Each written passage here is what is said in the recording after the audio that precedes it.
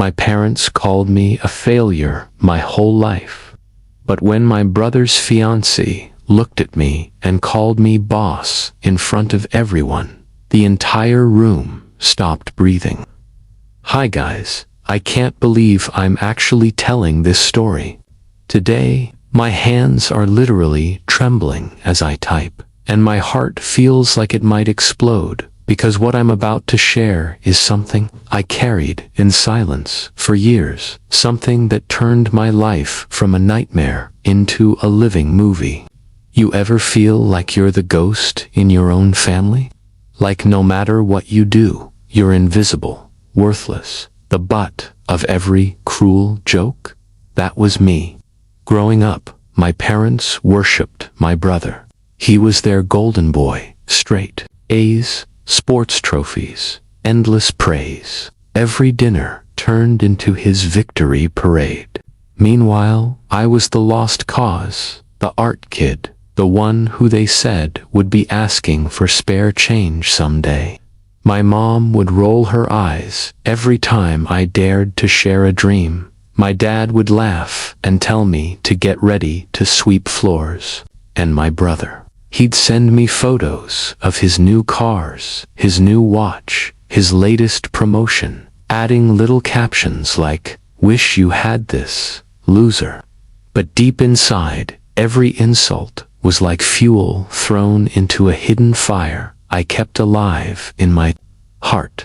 I stayed quiet, but I was plotting my escape, my revenge, not with fists or screaming matches, but with silent, unstoppable progress. When I finally left home at 18, I rented a roach-infested studio above a pizza shop that smelled like cheese and sadness, but to me, it was freedom.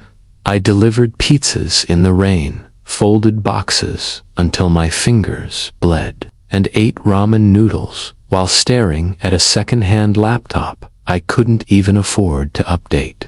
But every night, after dragging my broken body home at 3 a.m., I'd open that laptop and grind. I studied design, branding, coding, marketing. I watched tutorials until my eyes went red and my fingers shook.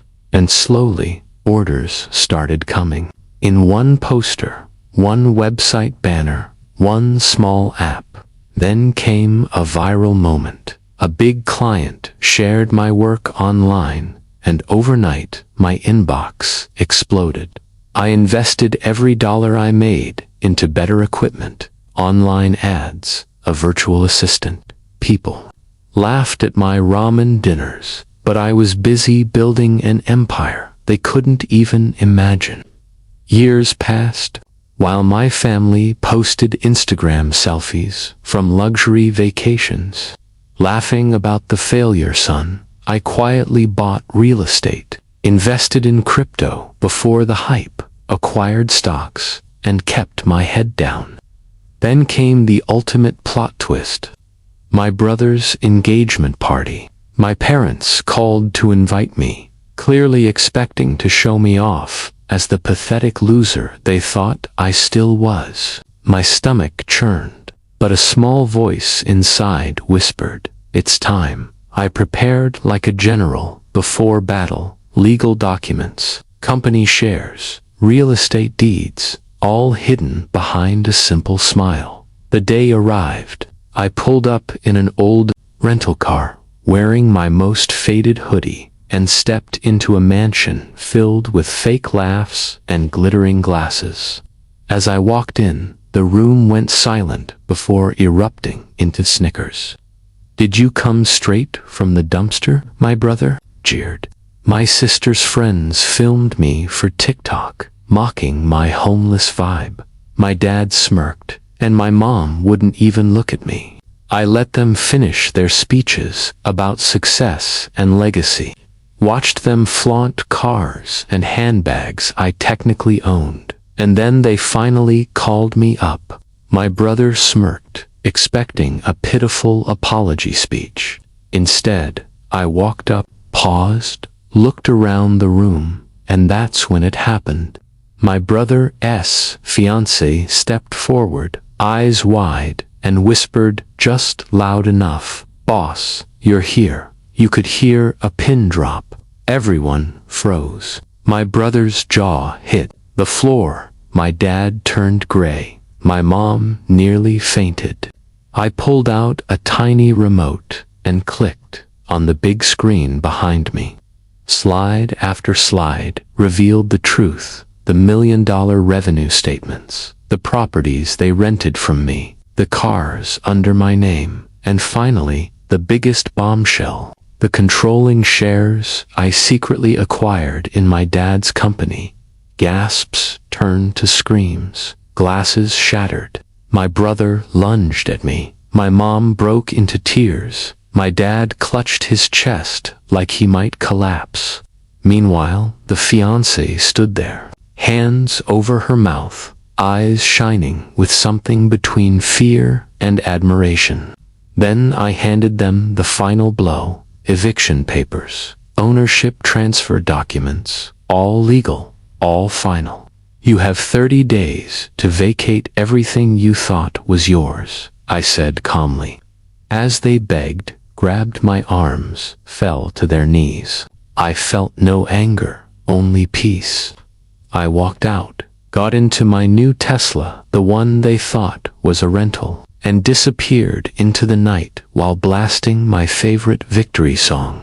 Today, I live in a private oceanfront villa, travel the world, and invest in young artists and dreamers who remind me of myself, my net worth, over $10 million and counting.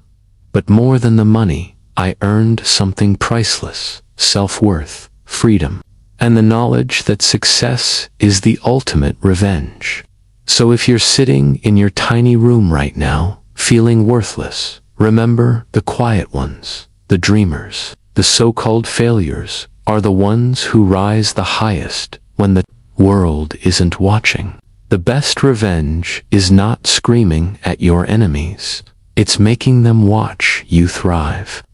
Drop A in the comments if you're with me. Smash that like, and tell me below, would you have shown mercy or watched them crumble? Because, trust me, nothing tastes sweeter than living your dream life while they choke on their words. Believe me, you got this. Hi guys. I don't even know how to start this. My hands are literally shaking as I tell you this, but I need you to hear it. I thought I had found the love of my life. She was gorgeous, smart, driven, the kind of girl who turns heads everywhere. From the moment we met, she made me feel like I was the only man in the world. She called me her king, said we'd build an empire together. At first, everything felt perfect. We moved in together, made big plans, and dreamed of traveling the world. But slowly, tiny cracks started to show. She started talking about how she needed certain things to feel confident: designer clothes, luxury bags, cosmetic surgeries. She said, "Babe, if you really love me, you'll support my globe. It's for us." I wanted her to feel happy. I wanted to be a good partner. So I sold my favorite guitar to pay for her first procedure. I stopped going out with friends, skipped meals, and worked late nights to make extra money. I even canceled a trip to see my sick grandmother because she said she'd feel insecure if I left her alone. At first, I blamed myself for her. Coldness, I thought. Maybe I'm not enough. Maybe if I give her more, she'll love me like before. I started buying her flowers every week, cooking her favorite dinners, even though I almost burned down the kitchen twice. I booked surprise spa days, wrote her love letters, and worked extra jobs just to make her smile. But no matter what did, she only grew more distant. She stopped kissing me goodnight. She started turning away when I tried to hug her. Some nights I'd lie there in the dark and listen to her phone buzzing under her pillow. When I asked, she'd say, You're paranoid. You need help. Why don't you trust me? Those words tore me apart. I started doubting my own sanity. I looked in the mirror and saw a ghost staring back at me. I wondered, am I really so worthless, so easy to replace? One night, I broke down in the bathroom. I sat on the cold floor for hours, sobbing until I felt numb. I remembered every time she held my hand, telling me, we'll be unstoppable together. Meanwhile, she was secretly texting her ex, calling me her stepping stone. She literally wrote, "He's just my stepping stone to the life I deserve." Reading those words felt like being stabbed straight in the heart. I thought of every sacrifice I made, selling my guitar, skipping meals, working myself to the bone, all so she could live her dream life. But after all the heartbreak, something inside me snapped. My sadness turned into rage, and my rage turned into icy focus. I started digging. I checked her phone when she was asleep. I hired a private investigator.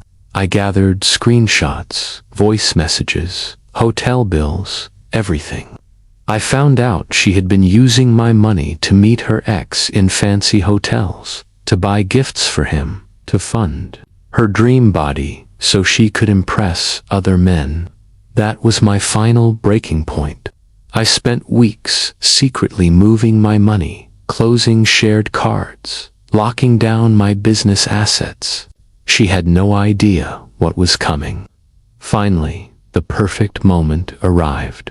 She planned a huge party at our house. All her friends, her family, influencers she desperately wanted to impress. She told me, make sure you dress well. Don't embarrass me. Little did she know, I had prepared the ultimate surprise. When everyone was there, music blasting, she stood on the stage, pretending to be this perfect queen. She started bragging about her hard work, how she built her life from scratch, and how she was finally living her dream. I grabbed the microphone and said, actually, there's something I want to share too. I connected my phone to the big screen.